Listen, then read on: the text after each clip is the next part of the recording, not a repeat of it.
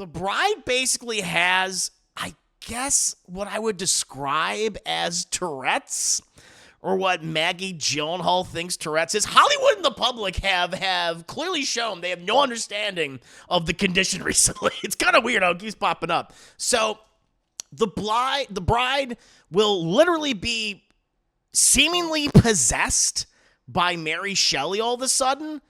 Again, the author of Frankenstein, even though Frankenstein is in the... and at times will suddenly start making speeches about feminism.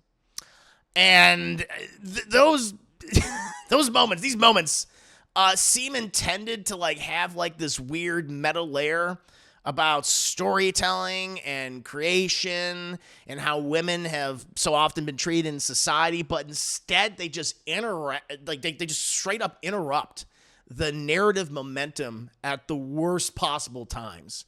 And rather than deepening the themes, you know, the Mary Shelley bits, the interludes just feel so random and completely disconnected from the rest of the film. I saw The Bride earlier today, chat, and I got a lot to say about it. First of all, we have gotten so many great Frankenstein movies over the years. There's been so many Frankenstein movies made over the decades. I mean, really ever since, yes, you had like a silent Frankenstein film like made in the 1920s or like the late 1910s or something like that. But I think when people often think of Frankenstein, you probably think of those like original Frankenstein movies directed by James Whale, starring, you know, Boris Karloff, played the iconic Frankenstein monster in the 1931 film, and then in The Bride of Frankenstein, which is what this movie is definitely taking from. And then also, I think the very underrated Son of Frankenstein. James Whale didn't direct it, but I still think it's actually a really good movie. Like, the original Frankenstein trilogy is great, in my opinion. And the third one, that's where they introduce Igor, because everyone thinks, like, Igor's in the first one. No, that's Fritz. That's his dad. Igor doesn't come into it until the third movie, right? Played by Bela Lugosi. Great. I think the trilogy is awesome. And we've gotten a number of other great Frankenstein films over the years. During, like, the Hammer horror era, you had The Curse of Frankenstein, which I think is really good, with Christopher Lee and Peter Cushing. Christopher Lee played the monster. Peter Cushing plays Dr. Frankenstein, a really insane, psychotic version of the character. Really great film. And we've gotten comedic interpretations, famously, you know, Mel Brooks's Young Frankenstein, which is absolutely incredible, which also takes a lot from Son of Frankenstein, funny enough. Great movie. And animated versions like Alvin the Chipmunks Meet Frankenstein, right? And then even more recently, we have one of the best Frankenstein films in the last several decades, which is Guillermo del Toro's Frankenstein, which came out last year in 2025, made my top 10 best movies list. I believe it was like number 10 for me. I thought it was great. Jacob Elordi did a fantastic job playing the monster. So, I mean, Frankenstein, of course, created by Mary Shelley in her 1818 novel. This book has been around for 200 plus years now. You know, it's an important piece of science fiction literature. Kind of gave birth to science fiction literature. We owe a lot to Mary Shelley. But what about The Bride, Chad? Does The Bride join the pantheon of great Frankenstein movies? I'll let you know. I'll let you know in just a bit. But for people who don't know, this movie is directed by Maggie Gyllenhaal. Yes, that Maggie Gyllenhaal, Chad. I'm trying to think of, like, the last time I saw Maggie Gyllenhaal. And like, what was the last movie I saw her in? I don't remember. Well, apparently she's just been really busy, like, trying to get, like, her directing and writing career going. She made another movie like a couple of years ago. I never saw that film. I had nothing to say about it. So I really know nothing about her until this movie.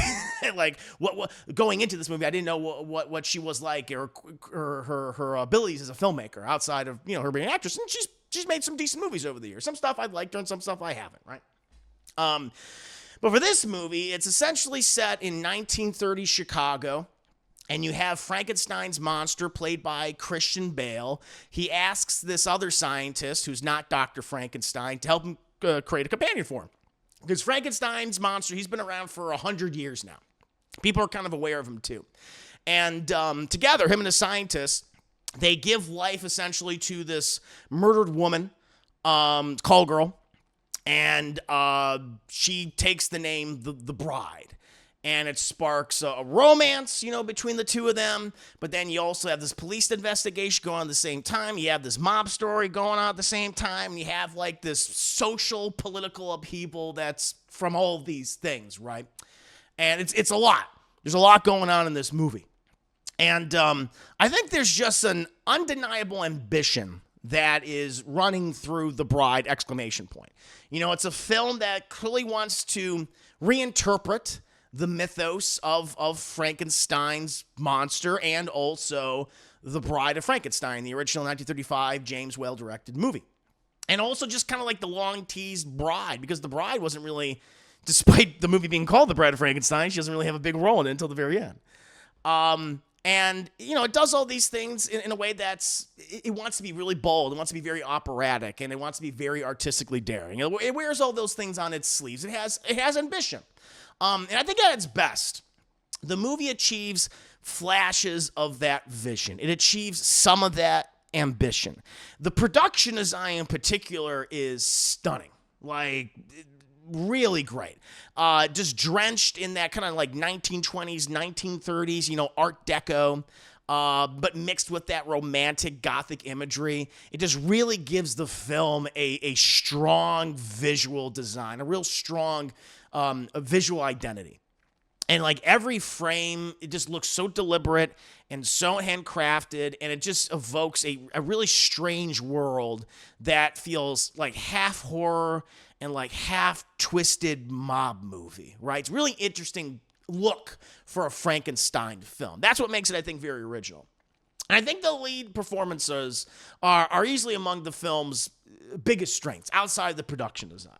Like Jessie Buckley, who is, really kind of blown up thanks to her role in Hamnet. Movie, I'll admit, I didn't care for all that much. I actually found it profoundly boring, and I wasn't really enraptured by her performance, but a lot of people were, so fair enough. But she really does throw herself completely into the role of the bride. And she delivers a performance that's big, very bold, emotional, sometimes even feral.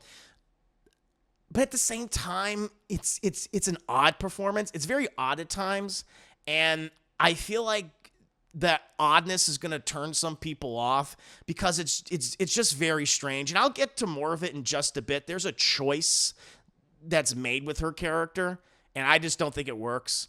But she's good, but there's just an aspect to her performance that it just doesn't work for me at all.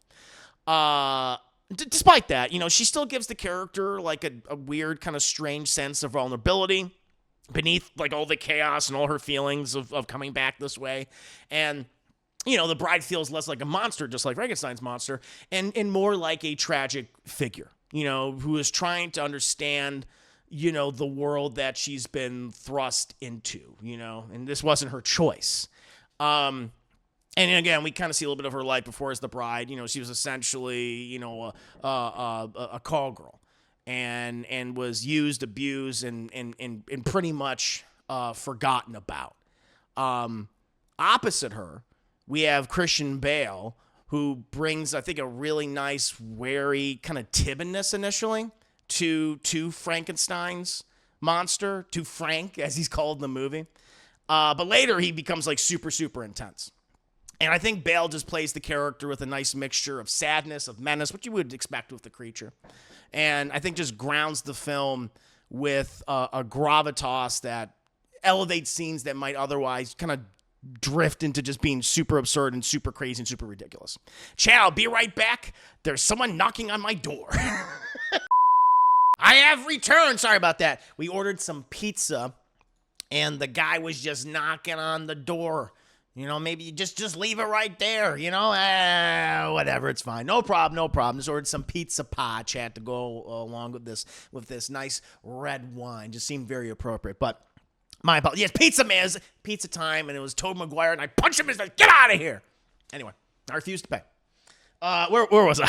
Oh, yes, the stuff that doesn't work. So, I think Jessie Buckley does a good job with the material she's given. There's an aspect of performance that just doesn't work. Christian Bale, I think, is actually doing a really good job. I really have no issues with his performance. Unfortunately, I think the film struggles whenever it steps away from its two leads, when it steps away from them. And and this is the part of the movie where I'm like, I don't think this works. The decision to include Mary Shelley into this, like the author of Frankenstein, into the film is just wild and bizarre. So the bride basically has, I guess, what I would describe as Tourette's, or what Maggie Gyllenhaal thinks Tourette's is. Hollywood and the public have clearly shown they have no understanding of the condition recently. It's kind of weird how it keeps popping up. So the bride will literally be seemingly possessed by Mary Shelley all of a sudden. Again, the author of Frankenstein, even though Frankenstein is in the... and at times will suddenly start making speeches about feminism. And those these moments seem intended to like have like this weird meta layer about storytelling and creation and how women have so often been treated in society, but instead they just they just straight up interrupt the narrative momentum at the worst possible times. And rather than deepening the themes, you know, the Mary Shelley bits, the interludes, just feel so random and completely disconnected from the rest of the film. Almost as if they belong to a completely different movie. And they just come across as just really unintentionally funny most of the time. To me, it's the worst kind of storytelling. It's the worst kind of dialogue, where the movie literally just stops. It just steps on the brake. Your head slams against the dashboard and the windshield, and Maggie Gyllenhaal and Jessie Buckley grab you out of the seat there. They sit you down, even though you have a concussion at this point, and they sit you down, and they over-explain the themes because they think that the audience, they think us, are too stupid to get it. And I think it's just very, very silly. I think it's very silly that every time it happens in the movie. And that scattered feeling ends up being, it ends up kind of defining much of the experience of the movie, especially in the back half. While the movie, I think, like, it looks incredible and boasts two good performances, the story itself is just so unfocused, strangely unfocused. Plot threads appear and disappear. Tonal shifts happen without warning. Entire sequences feel like they exist purely just to showcase the aesthetic. They exist purely for aesthetic reasons rather than for the story, for the characters, for a narrative purpose. And there are moments where the film seems to want to be like a dark romance, you know, a horror movie, a Bonnie and Clyde thriller, a mob movie, a movie about a political movement, a noir mystery. Others where it becomes kind of a theatrical satire about Frankenstein itself and different adaptations of Frankenstein, from the 30s films till Mel Brooks' Young Frankenstein. But these ideas, they just never really fully cohere, I guess, into like a satisfying whole. We'll literally spend 10 minutes with one of these things and then never mention it again, as if it didn't happen. You can literally cut it out of the movie, right? And nothing would change the ending of the film. And another frustrating aspect of the movie is how, I think badly, it really underutilizes its supporting cast. You know, actors like Annette Bening and Penelope Cruz and Peter Sarsgaard. Not Sarsgaard. He's not one of Stellan's 17 children. And we all know Stellan Skarsgård is the most fertile man on the planet. But this is not one of his, chat, surprisingly. Or Jake Gyllenhaal. They do appear throughout the film, yet they're just given surprisingly little to do in the movie. And honestly, you could take out Penelope Cruz and Peter Sarsgaard in the film. I kind of found them to be the weakest of the supporting characters. You know, these detectives that are investigating everything to do with Frank and the bride. And even by the end of the movie, it's like, why were they even here? It's weird. Sadly, it just kind of comes down to being a very big mess of a movie. Big ambitions, no doubt. But the film, it just consistently just shifts its tone. It jumps between so many things without ever finding a consistent rhythm, really, without finding like its groove. And plot threads just appear and vanish.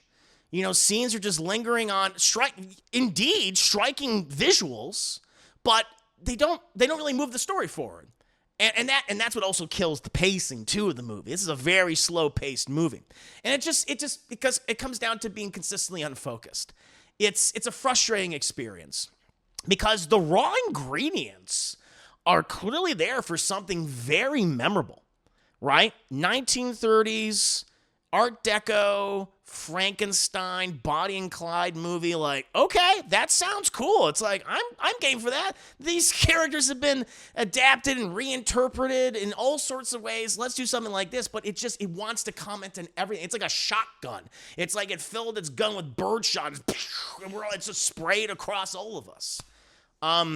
It's on the verge of being something great, but it just collapses under the weight of its own messy, unfocused storytelling. Also, and lastly, I should have mentioned this before, and I don't know if anyone else has talked about this, but this movie really reminds me of Joker, like 2019 Joker, and Joker Filet à Deux, as I like to call it, Omelette du Fromage.